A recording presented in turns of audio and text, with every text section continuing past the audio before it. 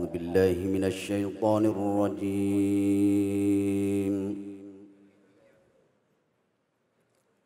بسم الله الرحمن الرحيم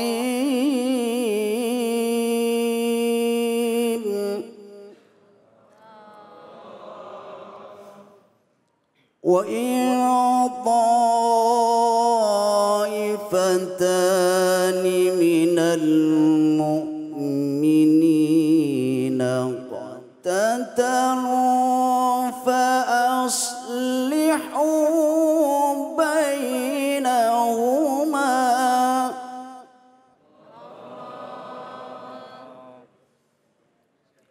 فإن بغت إحداهما على الأخرى فقاتلوا التي تبغي حتى تفيء إلى أمر الله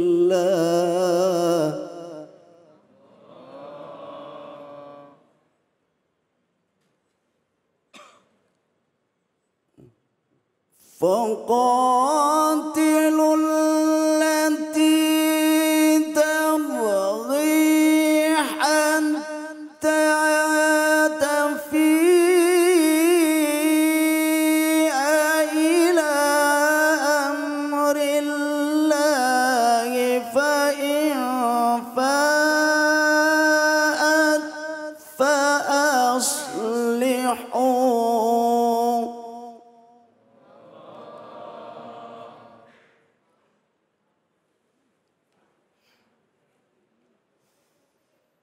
فأصلحوا بينهما بالعدل وأقسطوا إن الله يحب المقسطين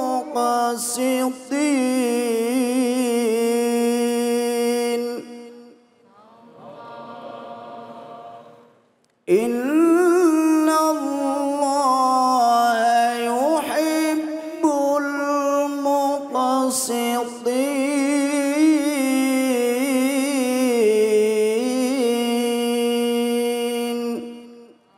صدق الله العظيم. Aku berlindung kepada Allah dari godaan setan yang terkutuk. Dengan menyebut nama Allah yang Maha Pengasih, lagi Maha Penyayang. Dan apabila ada dua golongan orang-orang mukmin berperang, maka damaikanlah antara keduanya. Jika salah satu dari keduanya berbuat zalim terhadap golongan yang lain, maka perangilah golongan yang berbuat zalim itu, sehingga golongan itu kembali kepada perintah Allah. Jika golongan itu telah kembali kepada perintah Allah, maka damaikanlah keduanya dengan adil dan berlakukanlah adil. Sungguh Allah mencintai orang-orang yang berlaku adil. Maha benar Allah dengan segala firman-Nya.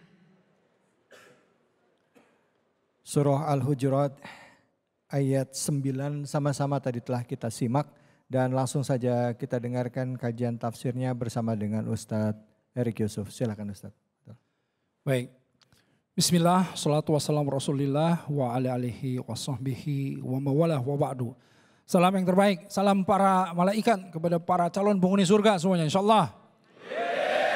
Assalamualaikum warahmatullahi wabarakatuh.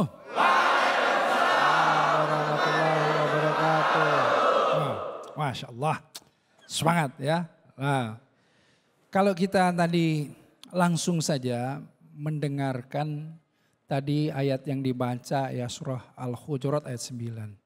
Sebetulnya ini kan intinya tentang tatanan bagaimana jika seandainya ada orang mukmin yang berselisih sebetulnya. Ya, kalau kita bacakan lagi tadi wa in ta'ifatani minal mu'minina qatalu fa aslihu bainahuma. Nah, ini perintah Allah. Dan kalau ada dua golongan ya dari mereka yang beriman berperang atau berselisih ya atau bertengkar. Nah, di sini fa aslihu diislahkan. Dalam konteks islah itu kan sebenarnya diperbaiki. Artinya didamaikan Allah itu. Sebetulnya inginnya mungkin kalau waktunya lebih panjang dibacakan yang ayat ke-10-nya. Karena 9-10 ini sebetulnya tidak terpisahkan. Apa yang ke-10-nya? Innamal mu'minuna ikhwah. Ya kan? Fa aslihu baina akhawaikum wa taqullaha la'alakum tarhamun. Jadi intinya di ayat yang ke-10-nya orang-orang yang beriman itu sesungguhnya apa? Bersaudara. Ya, jadi ayat yang 9 tadi menegaskan bahwa jika seandainya ada orang mukmin yang berselisih, ya, bertengkar atau ada dua golongan yang bertengkar berselisih tentang hal apapun, maka islahkan, fa aslihu. Jadi damaikan, perbaiki hubungan mereka itu.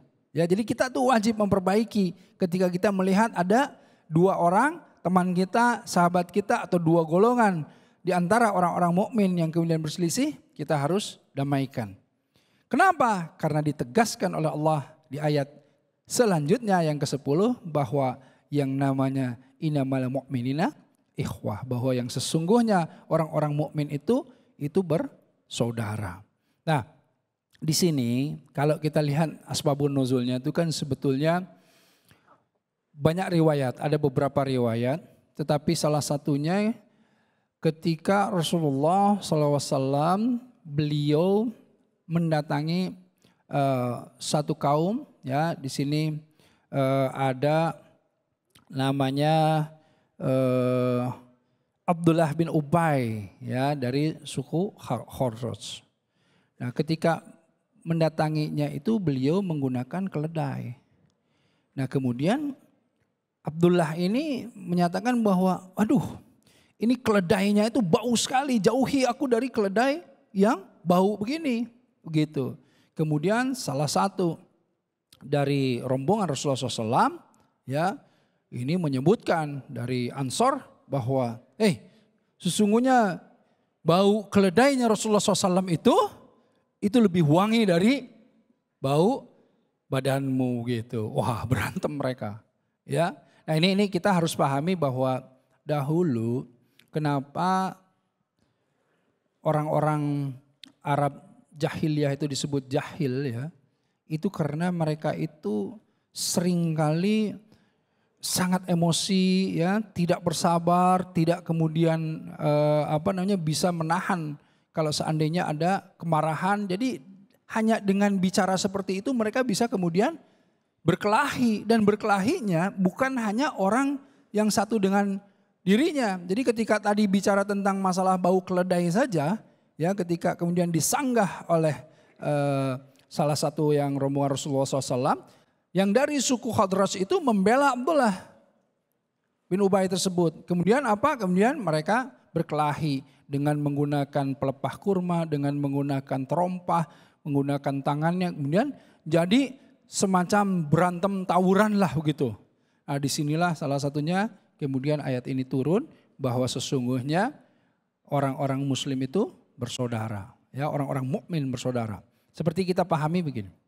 Dalam hadis Rasulullah SAW menyampaikan al-muslimu kal jasadil wahid. Jadi muslim yang satu dengan yang lainnya itu sesungguhnya filosofi apa? Satu tubuh. Satu tubuh. Ya, ada semangat korsa misalnya gitu kan ya. Satu tubuh. Kenapa? Karena kalau ada satu saja dari tubuh kita ya yang sakit, semua akan merasakan, ya kan? Misalnya ini kalau tentara-tentara saya lihat gagah-gagah semuanya ya. Betul enggak? Tapi kalau dikasih bisul, segagah ini pun bisa demam, betul enggak? Kalau bisulan, coba. Ada yang kalau sakit gigi terus kemudian tidak terasa, tetap kalau sakit gigi bisa terasa, bisa kemudian enggak fokus, betul enggak? Jadi artinya apa? Kal jasadil wahid itu kalau Satu saja walaupun kecil gitu ya, bisul. Tapi kalau misalnya itu mengganggu, itu bisa kemudian demam, bahkan satu tubuh merasa sakit. Nah karenanya konsep filosofi satu tubuh itu Rasulullah SAW menyampaikan apa? Al-muslimu kal jasadil wahid. Jadi kita ini dengan saudara kita, misalnya nih sekarang Palestine misalnya, ya saudara kita sedang kemudian menderita, kita bisa merasakannya gitu loh. Ya, kawan kita, saudara-saudara kita yang terkena musibah dan lain-lain, satu tubuh gitu. Nah apalagi kalau Rasulullah SAW juga dalam kesempatan lain menyampaikan bahwa al-muslimu ini kalbunyanin yasutu bolum ba'do. Muslim yang satu dan yang lainnya itu ini seperti bangunan yang kokoh kata Rasulullah SAW. Berarti kalau bangunan yang kokoh, antum ini seragamnya aja sama kan. Tetapi karakternya, divisinya boleh jadi berbeda-berbeda ya kan. Tugasnya beda-beda. Nah kalau ini kita satukan, dia haruslah seperti benteng yang kokoh. Benteng yang kuat. Ya, apalagi kalau tentara itu bisa bela negara, menahan dari segala sesuatu gangguan ya terhadap negara kan begitu. Harus kokoh, harus bisa seperti benteng yang kokoh. Karenanya jika di antara kalian, jika di antara kita ada yang berselisih, fa'aslihu. Maka apa? Perbaiki. Maka apa? Damaikan. Ya. Nah, disinilah kenapa ayat ini kemudian muncul. Artinya apa? Artinya agama Islam itu mempunyai sebuah konsep di mana poinnya adalah tatanan keteraturan ya antara muslim yang satu dan yang lainnya mengenai permasalahan hak kok ya, yang hak dan yang apa yang menjadi kewajiban mereka semuanya ini harus mereka pahami agar supaya tidak terjadi perselisihan. Ada tatanan yang mengaturnya. Di sini poinnya adalah bagaimana agar supaya umat mukmin ini tidak masuk ke dalam perpecahan, tidak masuk ke dalam permusuhan, ya, tidak masuk ke dalam percerai-berai, tidak masuk ke dalam fitnah, namimah, adu domba dan lain-lain. Kenapa? Nah, ini menarik. Dari ayat yang sebelumnya, itu juga yang menjelaskan tentang permasalahan hoax.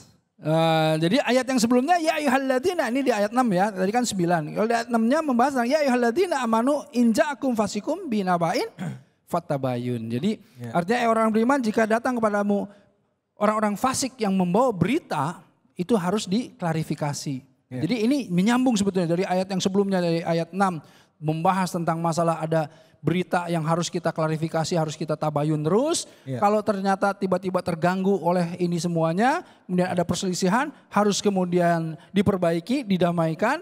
Kenapa? Karena ayat selanjutnya menyebutkan bahwa kita ini bersaudara. Baik.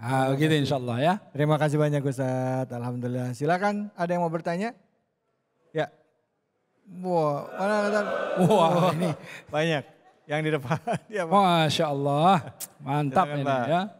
Bismillahirrahmanirrahim. Ya. Assalamualaikum warahmatullahi wabarakatuh. Waalaikumsalam warahmatullahi wabarakatuh. Sebelumnya terima kasih atas kesempatan yang diberikan kepada kami. Izin memperkenalkan diri, nama Sersan 2 Nasrul Amir, berasal dari Satuan Resimen Arhanud 1 Faletihan. Pertanyaan kami Ustadz, jika dalam kondisi darurat di lapangan, kira-kira seperti apa ibadah yang bisa kita lakukan? Terima kasih. Assalamualaikum warahmatullahi wabarakatuh. Waalaikumsalam warahmatullahi wabarakatuh. Ini ciri orang-orang soleh ini kelihatan ya. Masya Allah. Insya Allah. Jadi dalam ibadah, dalam perang, dalam tugas, dalam kondisi di hutan di mana-mana, pikirannya apa? Oh, kalau ibadahnya gimana nih kan gitu ya? Benar. Dalam keadaan sempit lah. Dalam keadaan apapun. Nah makanya ini yang menariknya begini.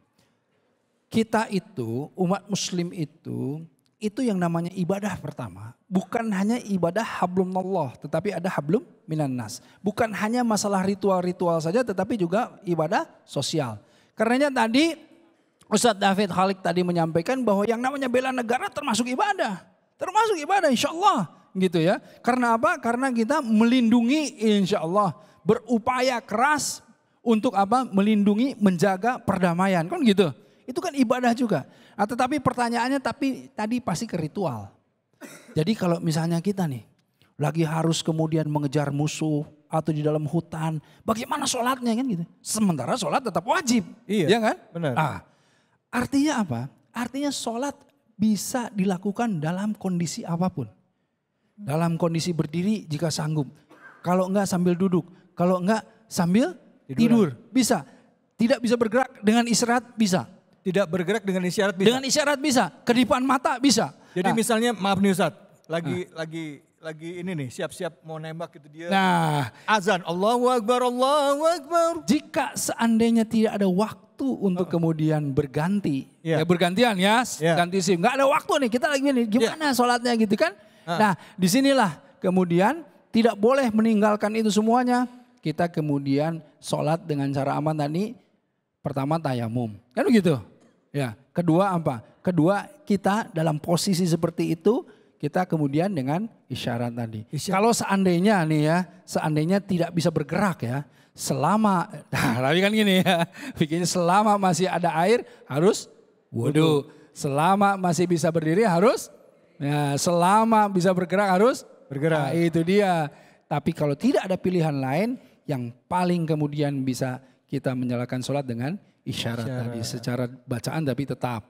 Ya. Ya, nah ini sering kali ditanyakan kenapa? Karena banyak yang kemudian dalam ya rimba, di dalam hutan dan lain-lain kan permasalahannya banyak sekali. Ya. Apalagi harus siaga. Nah karenanya kalau saya dengar dari kawan-kawan tentara itu biasanya bergantian.